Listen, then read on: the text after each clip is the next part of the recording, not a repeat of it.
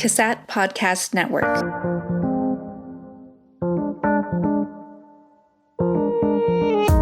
Hello and welcome to Season 3 of CASAT Conversations. I am your host, Heather Haslam. This season, we will explore the weighty topic of health equity. Within each conversation, we will discover insights from researchers, practitioners, and experts on this complex and important topic. We hope you enjoy today's conversation.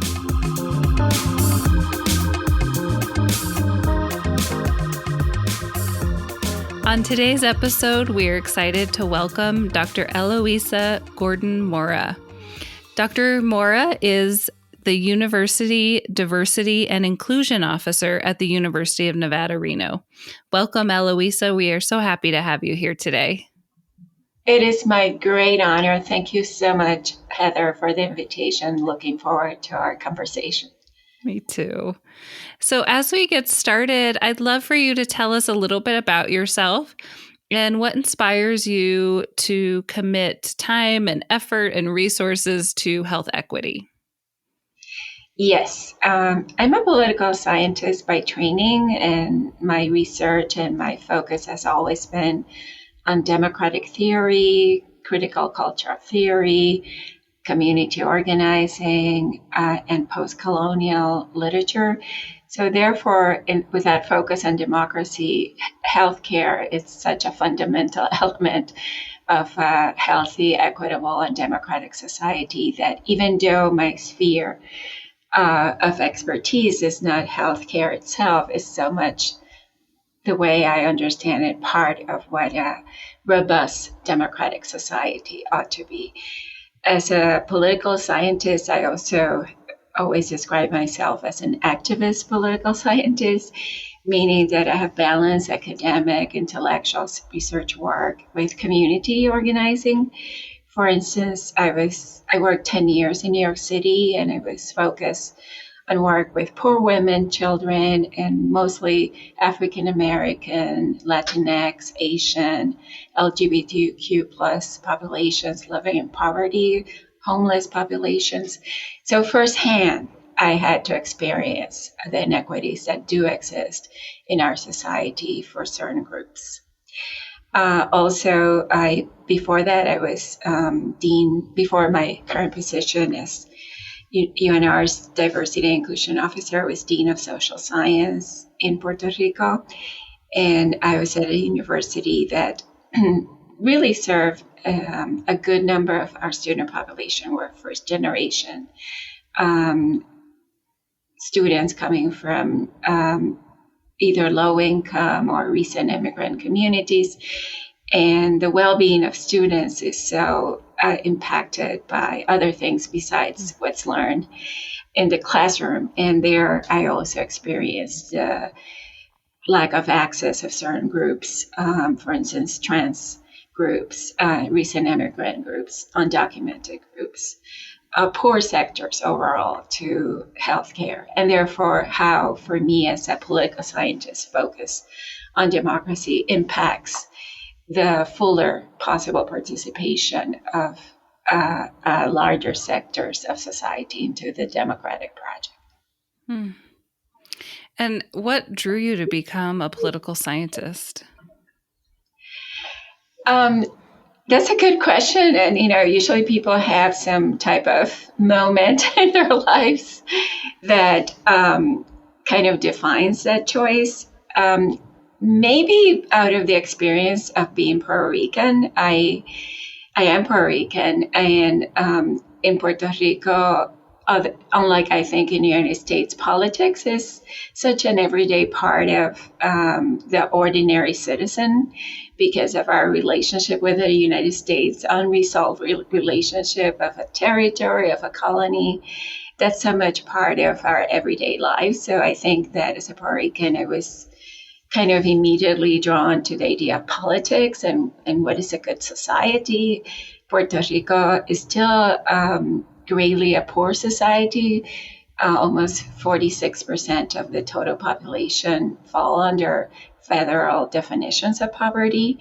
So the issues of marginalization, discrimination were kind of my everyday existence as a Puerto Rican.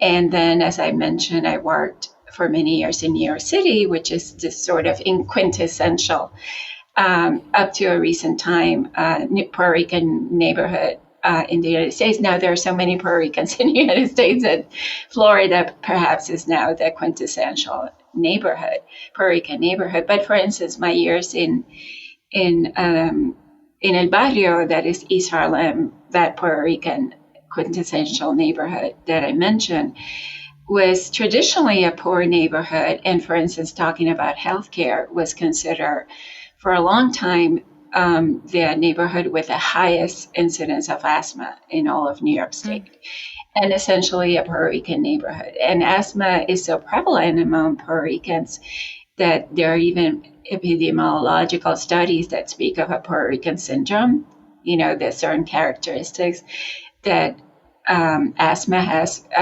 within the Puerto Rican neighborhood. So again, a real life kind of experience that connected me to my engagement with political science, with democracy, and in this case, with how health issues are not universally experienced, but have to do a lot with geography, with identity, with access to resources, with incorporation into the societal offerings.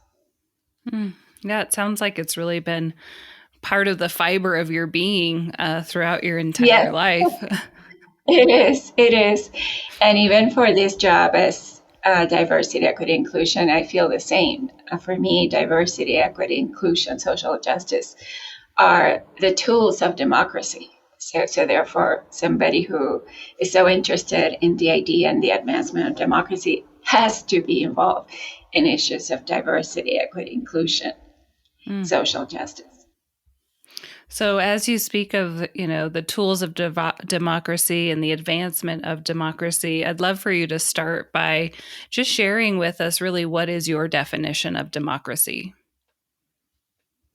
That is always a question that I say that if there's an elusive term, a democracy is one of those, because folks tend to think that they know what democracy is, and it's a commonly used term, especially now in the most recent United States experience of challenges to its understanding of democracy.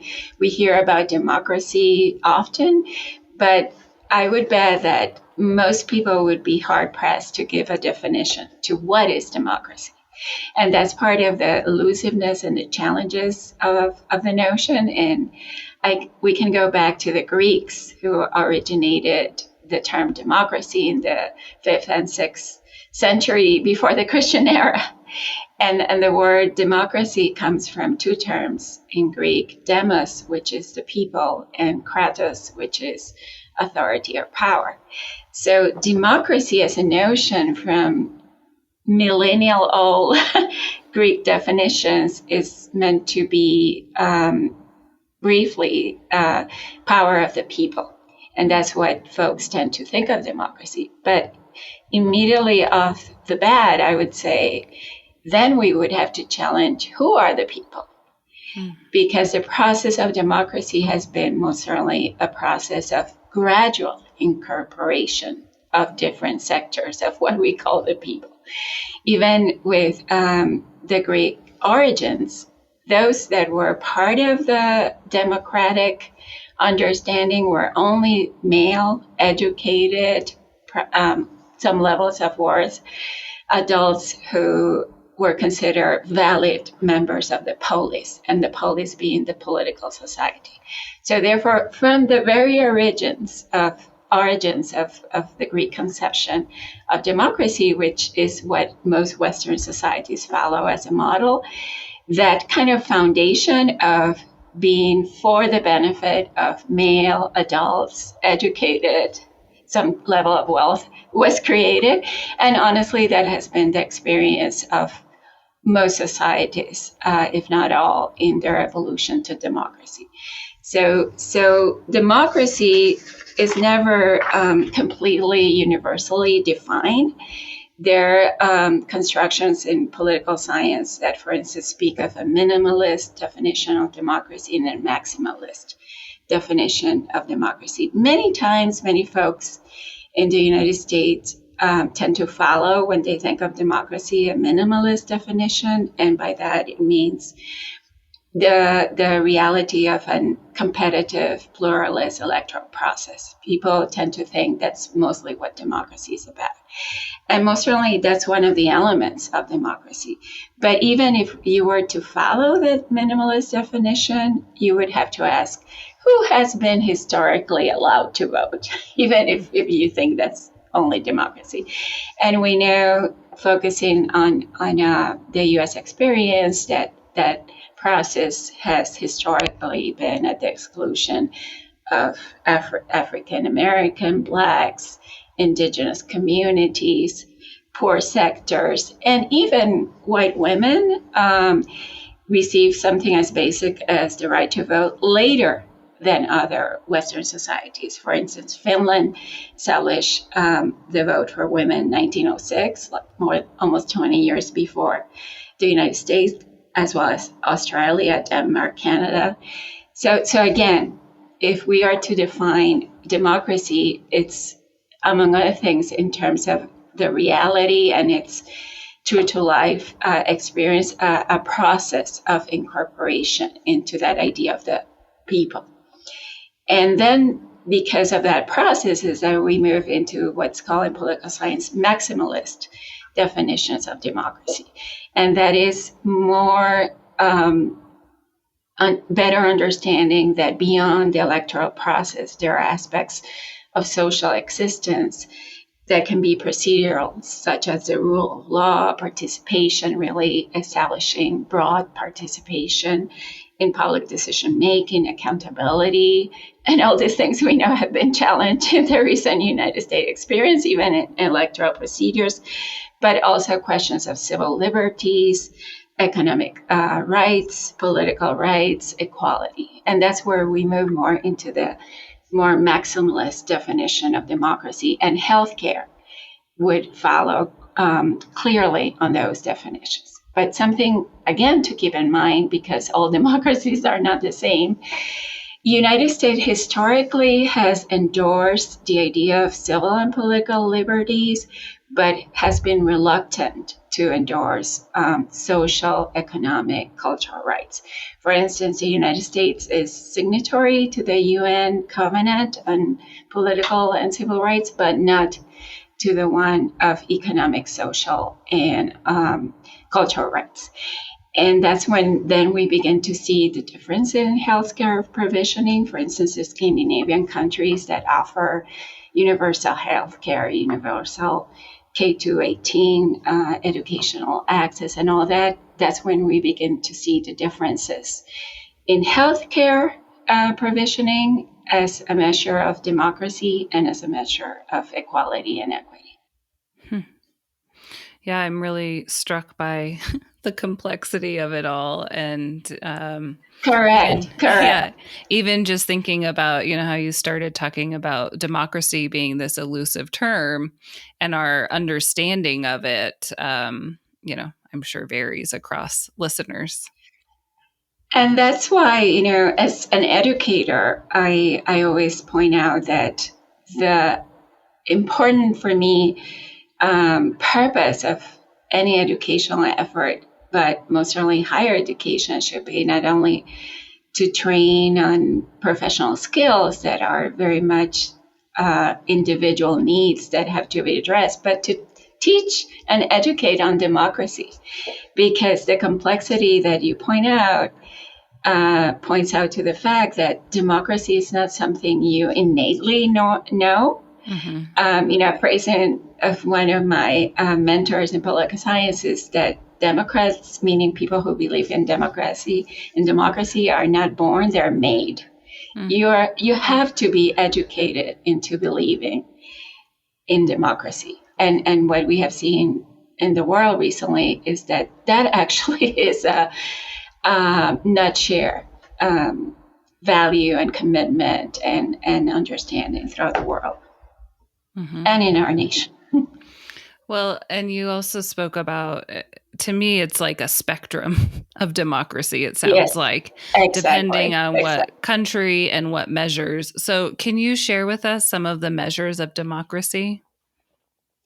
Yes. Sometime when we spoke, Heather, I had mentioned that something I follow as a source of research and data is this world unit or world organization that measures democracy called the Economist Intelligence Unit. And they're a nonprofit that measures democracies and the standing of democracy throughout the world.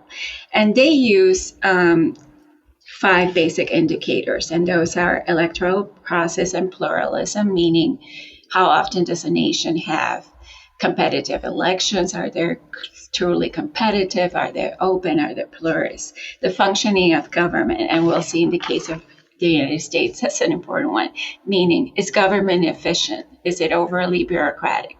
Does it serve population at large? Does it serve different interests? Political participation. And again, we know that in the United States, unlike other countries, that's not an important element of our democracy. Political participation in the United States historically has been under standard of other countries where you have 80% participation. For instance, in Puerto Rico, I told you that politics is very important, 80-something participation. So that's also in itself a measure of why is this a disengagement from almost half of the population typically. The political participation rates in the United States are usually around 50-something%, except in the most recent election where it really went up given the circumstances we have been living. But that speaks then of that kind of lack of commitment or active commitment to the idea of democracy. So that's the third. And fourth is democratic political culture.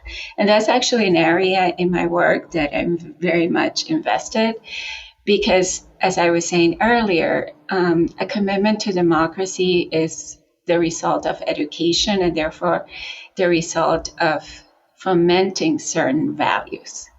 In order to advance democracy, you have to believe in democracy. So therefore, that speaks of the existence of certain values that support or not the idea of democracy. And values do not necessarily are good things in themselves. You can have values that support authoritarian systems. And we see that throughout the world.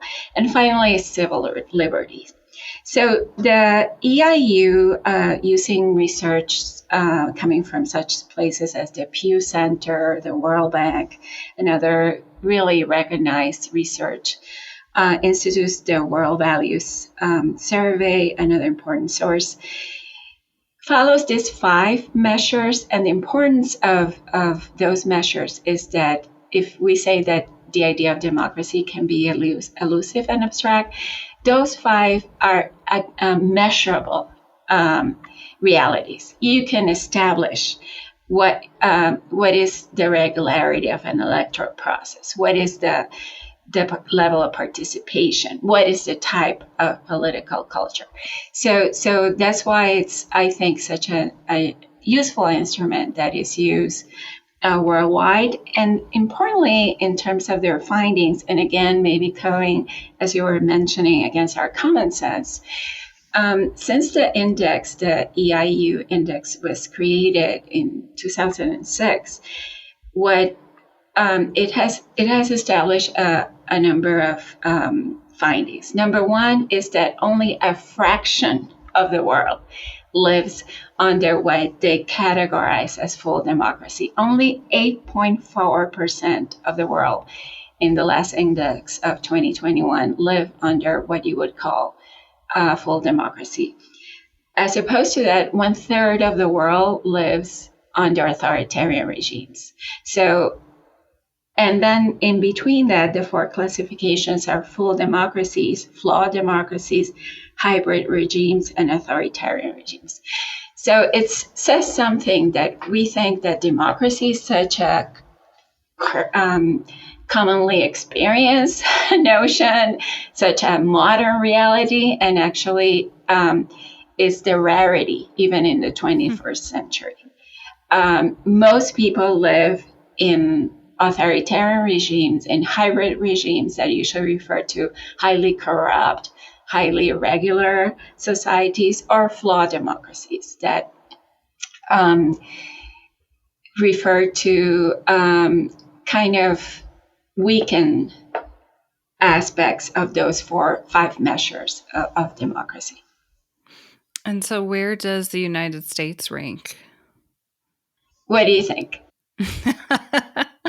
Out of the 4. I mean, as I listen, I think, well, we're probably in flawed democracy would be very good.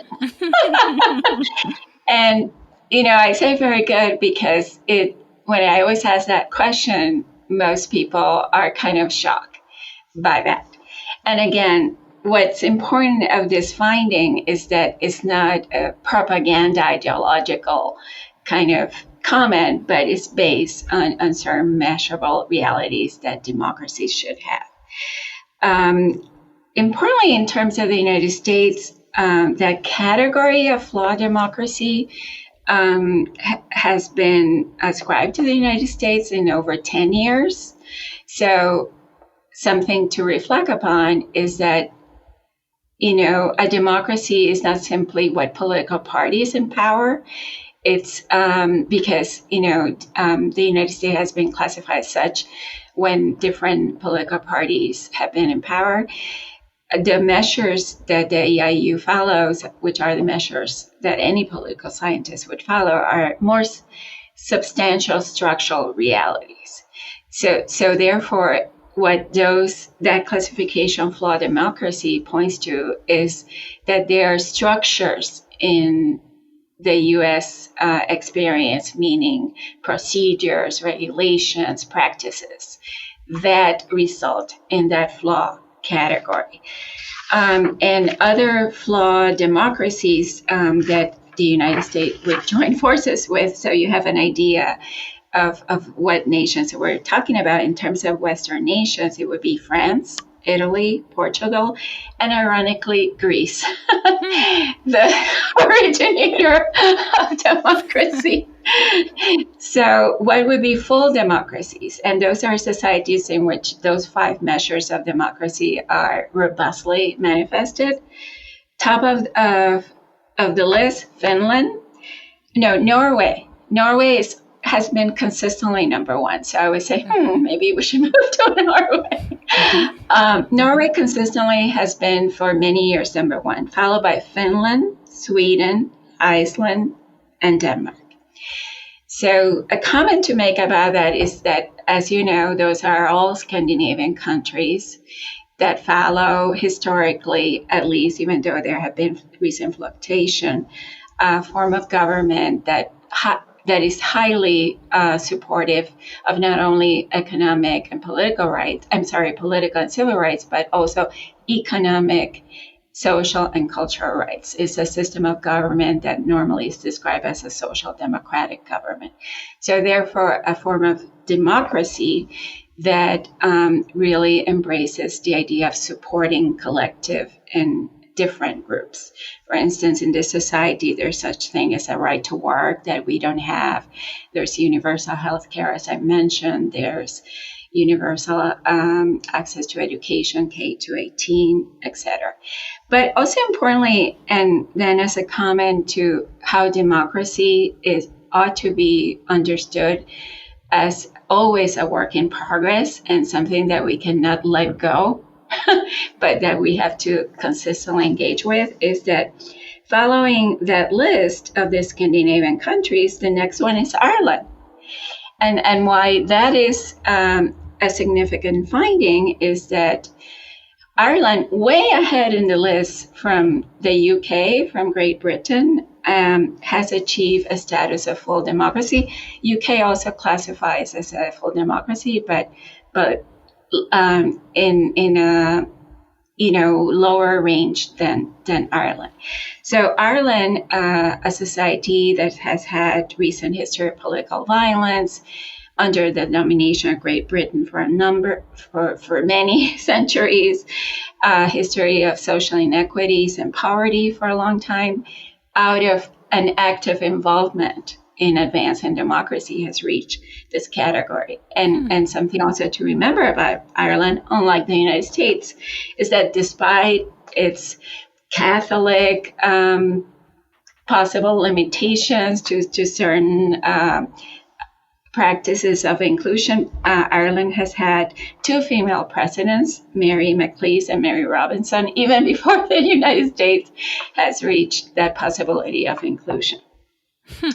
So other full democracies, and I'll just read the list. I mentioned some of them in the Western Hemisphere, but for instance, in Asia, Australia, Asia, full democracies are New Zealand, Australia, and Japan.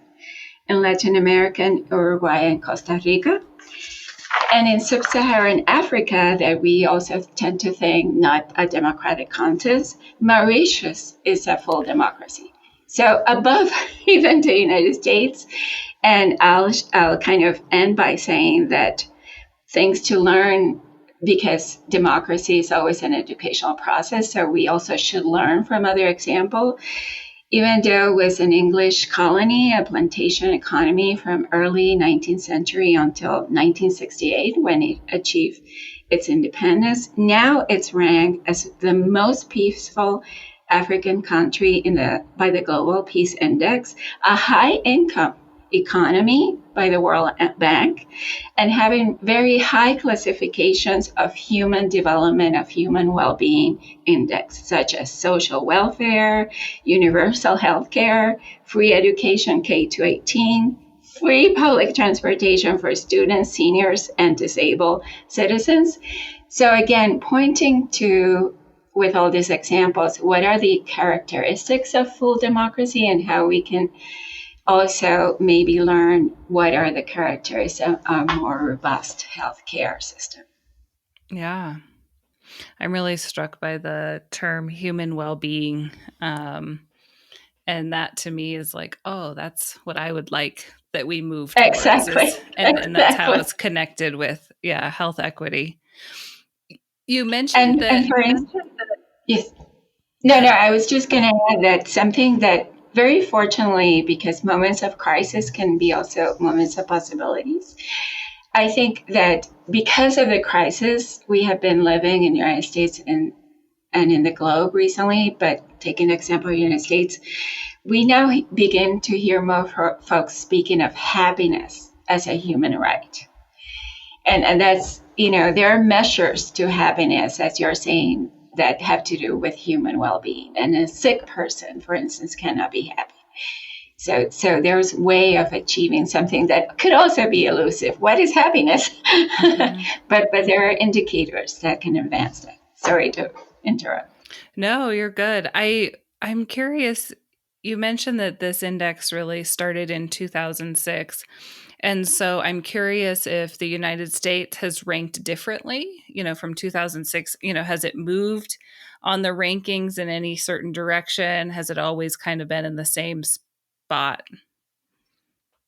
Well, from this ranking, because there are other measures and indexes that exist in the world, the United States tendency has been, unfortunately, to decrease its ranking within that flawed democracy spectrum. And as you say, democracies are, and you very well point out, also a spectrum of achievements. I must say that there were lower scores overall for U.S. within that took place within the last administration, and for issues we will know what those were about, and even impacting basic democratic measures as transparency in the electoral process, etc.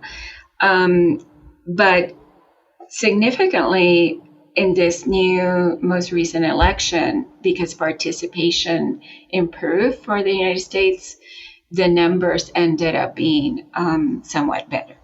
Okay.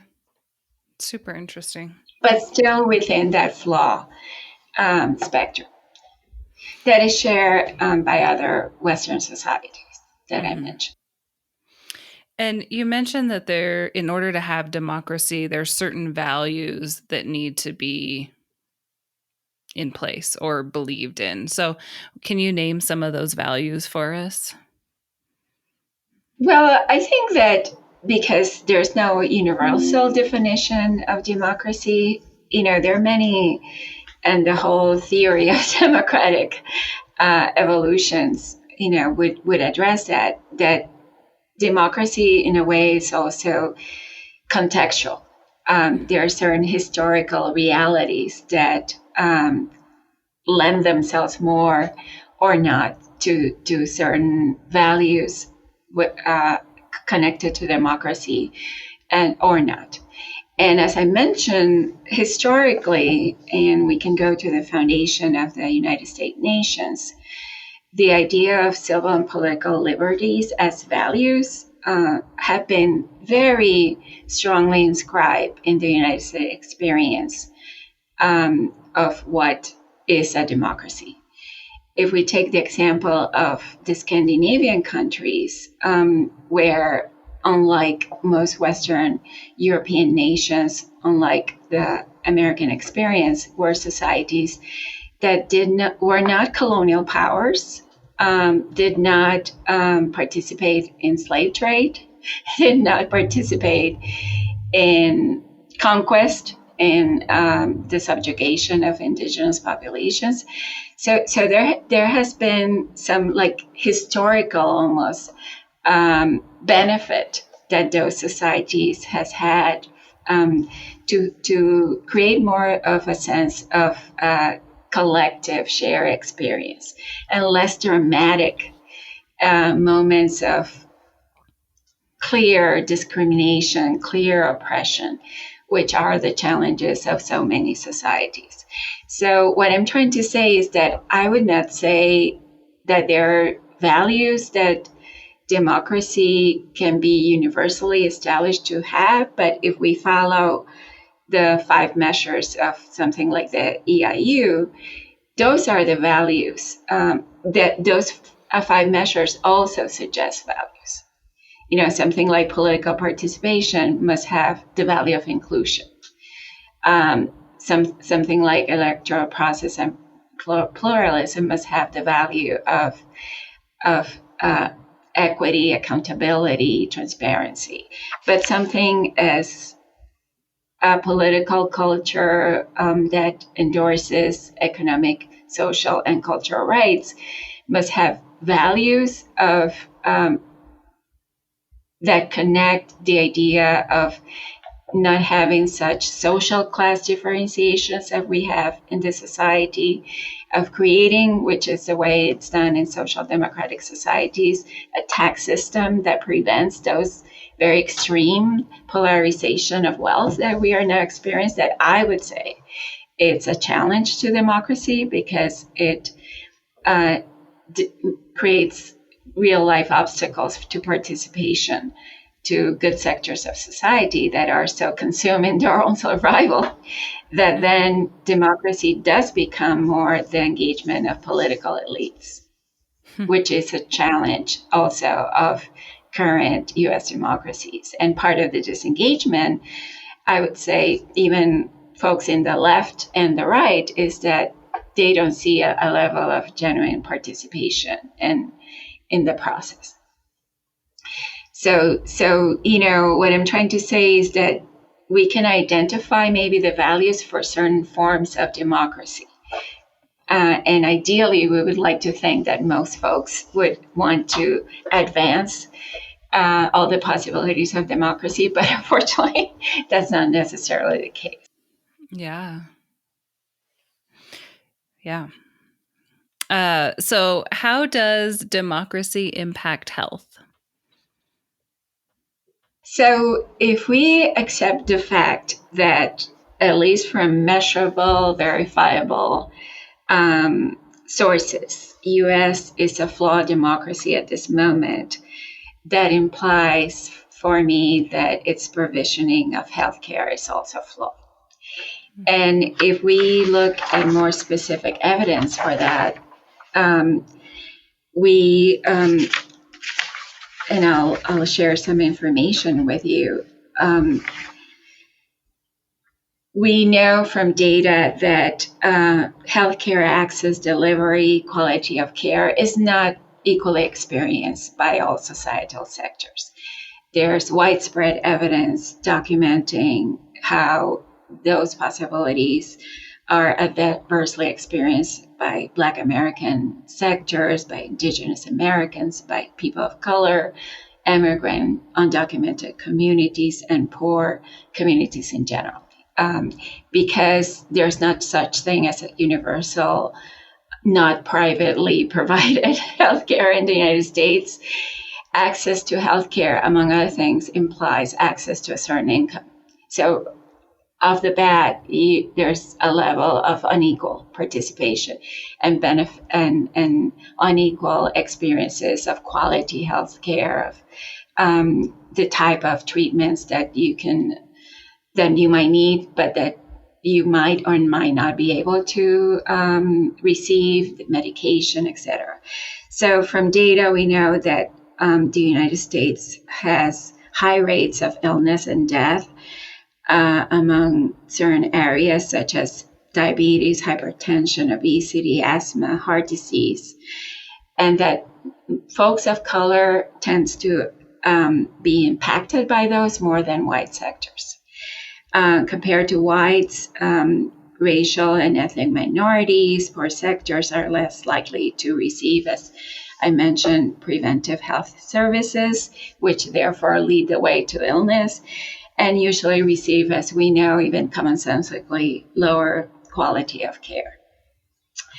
In terms of, again, kind of measuring healthcare, and to speak about this from data and evidence, a source I always use is something called the Commonwealth Fund, which, similar to the EIU, and maybe you're familiar with it, measures healthcare throughout the globe.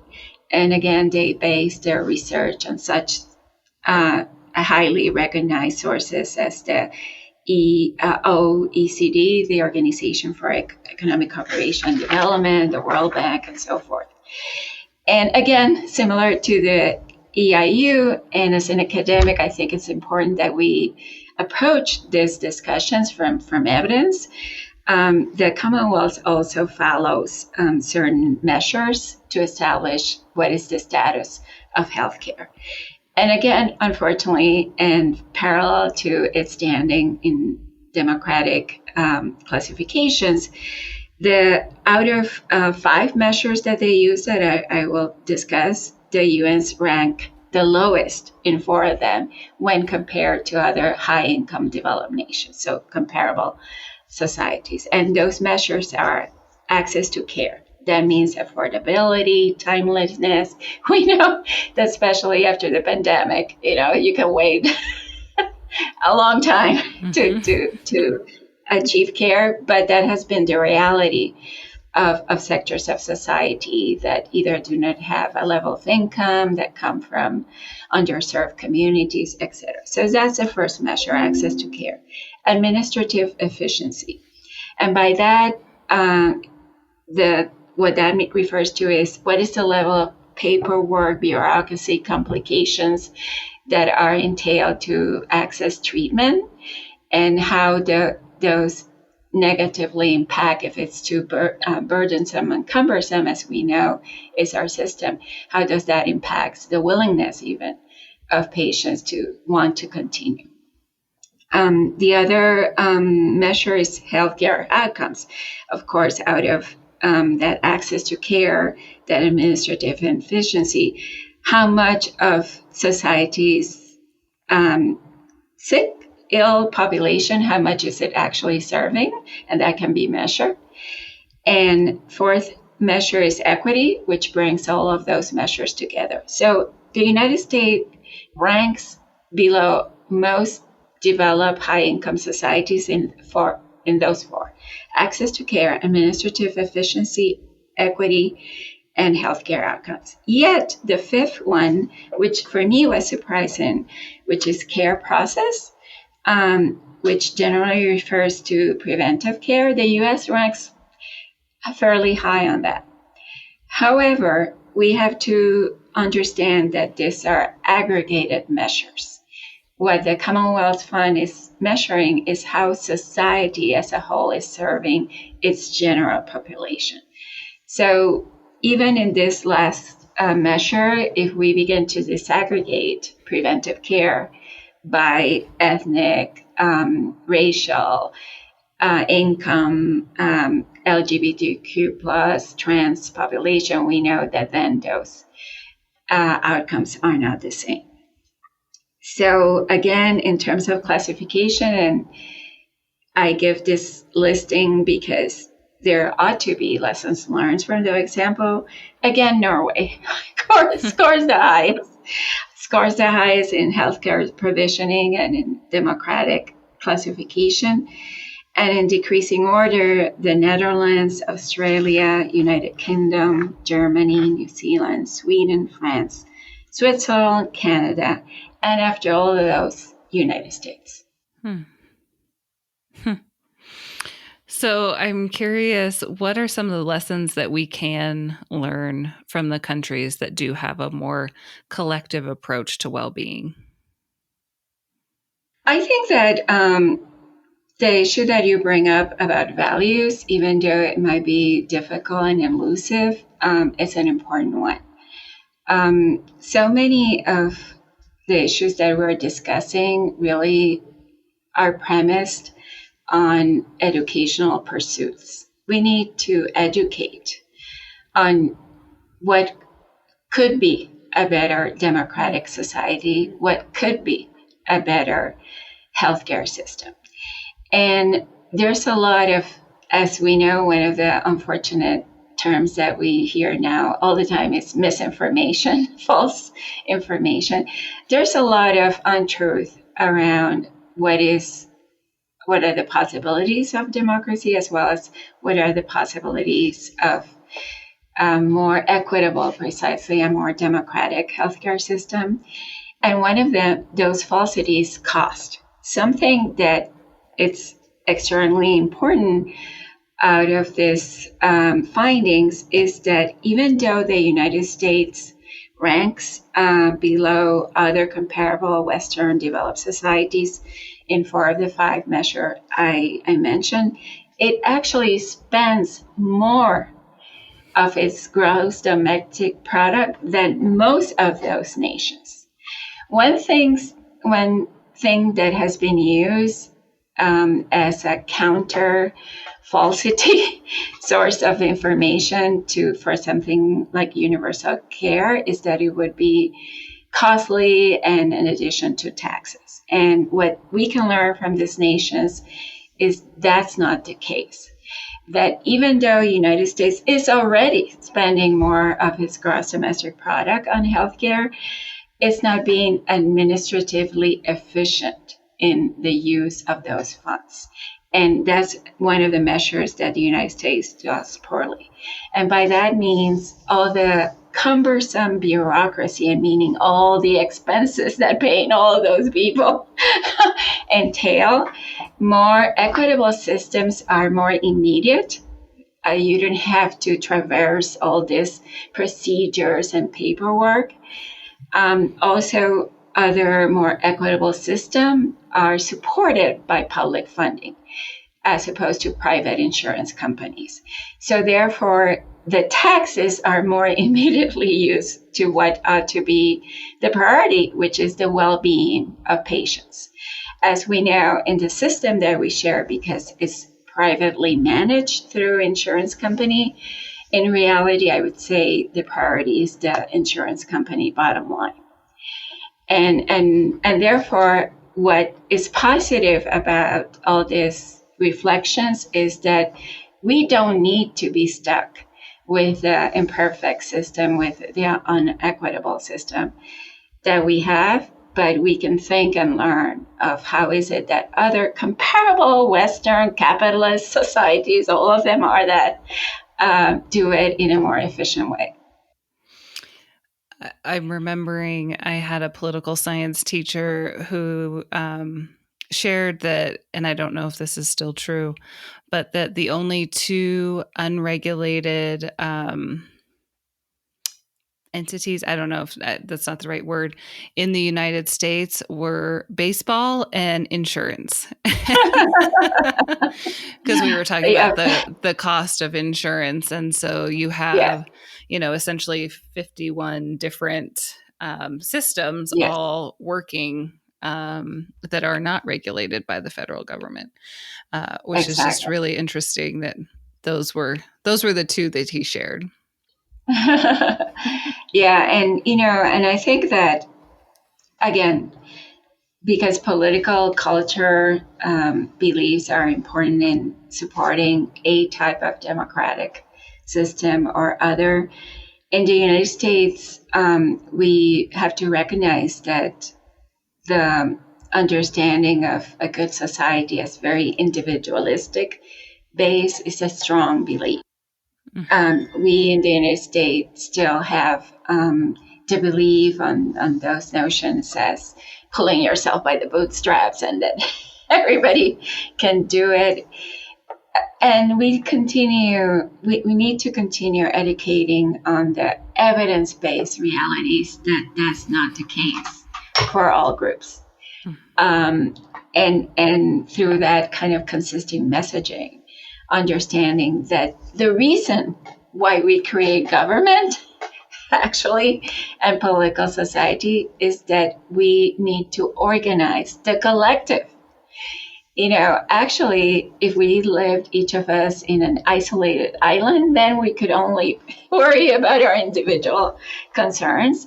But as participants of society, whether we want to believe it or not, we have to work in the benefit of the group. And I think that's an understanding that is more challenging in the United States than in other societies. Even societies like France, Spain, Italy, they have a more collective tradition. For instance, union organizing in those societies, not a crime. It's a right of workers. And other aspects of collective well-being are less of a challenge than maybe in the Anglo-Saxon tradition. But, importantly, even though we inherited those political beliefs from Great Britain, even Great Britain has absorbed more of that collectivist approach. Why? Because they understand that what benefits the society has to be thought from the groups. Yeah, and how do we shift to more of, you've talked about the importance of education, and we have a lot of misinformation, and people get bristled with fear, with change, and so I'm just really curious your thoughts on how do we move the needle as we really are in this individualistic society to more of a collective society.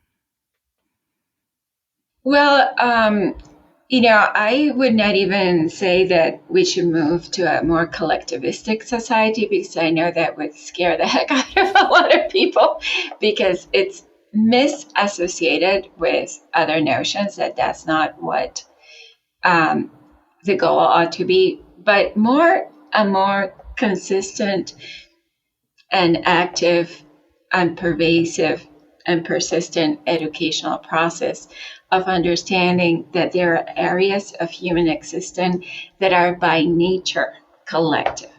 The educational system is a collective experience. You cannot benefit individual students. You have to benefit a group of students. And we have to continue pushing those understanding in areas such as healthcare, that in this society, as you well know as an expert on these matters, is a highly contentious area of understanding. That, is that understanding that precisely because you want to advance your individual interests, it has to be as part of a group effort, because that's the way it's actually going to move ahead. Mm-hmm. These are times of, as we know, for the United States, for the globe, of enormous level of crisis in our levels of disengagement, of disappointment, of cynicism. But the answer is that also crisis can open. It doesn't happen all the time, but can open possibilities, because we have in crisis proven that certain things are not working. Mm-hmm. and therefore it ought to invite to the possibility of rethinking alternatives. And, ironically, the United States is still a young nation when we think of Greece, for instance, and other examples. So you would think that spirit that has been so much part also of the American experience of innovation and the idea of constant evolution, that we should in a way go back to those beliefs in a more democratic direction, that we don't need to be stuck in the place that we are, and that's not all that there is. Yeah. And that is actually a very American way of thinking. Mm-hmm. So it's also to, we have that mentality for entrepreneurial business propositions. So let's also open ourselves to innovation, creativity, possibilities in other areas of human existence.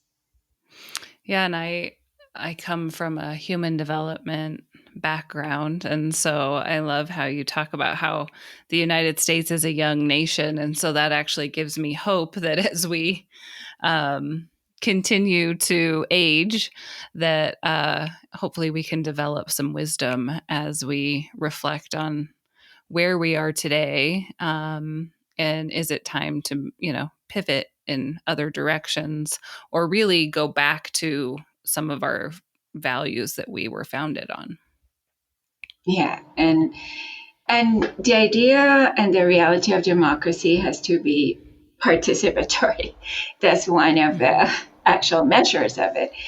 And by that, I mean not simply participating in electoral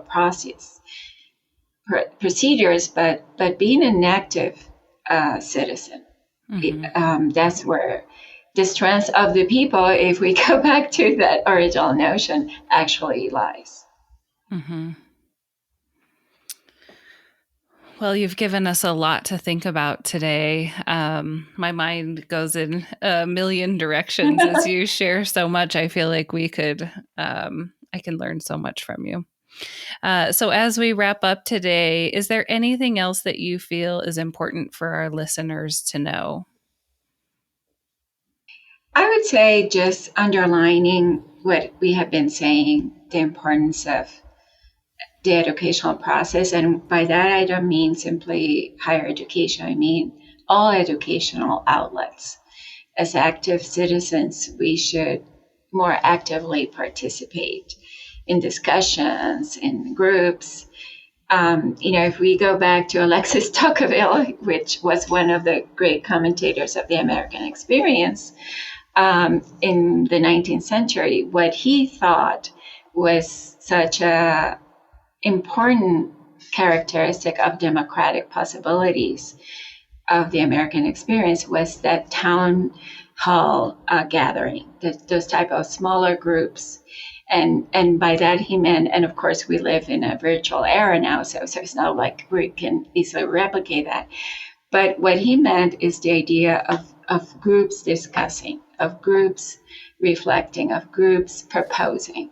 Mm-hmm. That for him was one of the important foundations of what could be the democratic experience for the United States and for other nations. So to really embrace that is really accessible to any of us. And also something I always say to my students, that political arrangements are human created arrangements. So therefore, there's no law of gravity about them that cannot be changed. The same way that what we have now is a result of human intervention, we can also intervene to create something better. I love that. I've been working a lot with first responders recently, and they do AAR, so after action reviews. And so after an incident occurs, then coming together as a group and discussing how it went, what went well, what needs to be changed, and then reflecting on how to move forward for the future. And so that strikes me from that town hall perspective and that coming together as groups for how are we doing? Exactly. And of course, acting upon those reflections. That's another critical piece, right? Sometimes we're really good at talking about things. That's really where you're crossing the bridge. Take action. Yes. Oh, well, Eloisa, it has been a joy to talk with you today and learn from you. You just have a wealth of knowledge and really grateful for your time. Thank you so much. You have made it so easy. I was a bit nervous at the beginning, but it really was a great conversation. Thank you so much, Heather. Thank you. And thank you to the audience.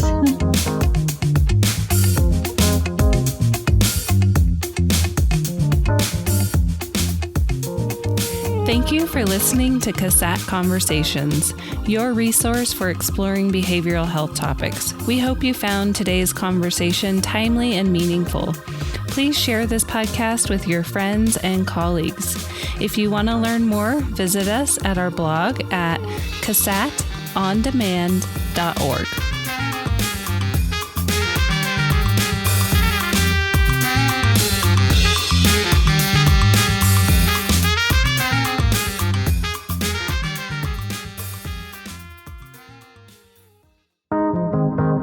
CASAT Podcast Network.